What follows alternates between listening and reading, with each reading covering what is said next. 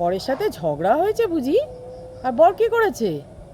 ওয়ালেটটা নিয়ে, মোবাইলটা নিয়ে, দরজাটা দড়াম করে বন্ধ করে ঘর থেকে বেরিয়ে গেছে, তাই তো? গিয়ে কি মজা, সে বন্ধুদের সাথে আড্ডা টাড্ডা মেরে রাত্রিবেলা এসে ঘুমিয়ে পড়েছে। যদি তুমি নতুন বউ হও, আমার তোমাকে একবার সরি বলবেই। আর যদি পুরনো হয়ে যাও, মানে বছর দুয়েকের বেশি হও, পাত্তাই দেবে না, শুয়ে পড়বে ওদিক ফিরে। যেন কত রাগ তার। এবার থেকে আর তুমি কি করছো? তুমি না খেয়ে বসে আছো, বাড়ির সব কাজ রাগের চোটে সব করে ফেলেছো।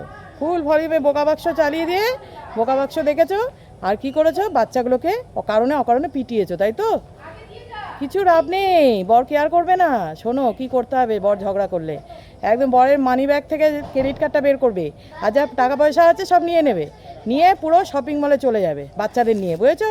বাইরে রেস্টুরেন্টে খেয়ে যত পারো শপিং করবে, পুরো টাকা একদম শেষ করে ফেলবে। তারপর বাড়ি চলে আসবে, এসে তুমি শুয়ে পড়বে। বর যখন বাড়ি এসে দেখবে এই কাণ্ড, বলবে হে প্রভু, আমি আর কোনোদিনও তো ঝগড়া করবো না আমার বউয়ের সাথে।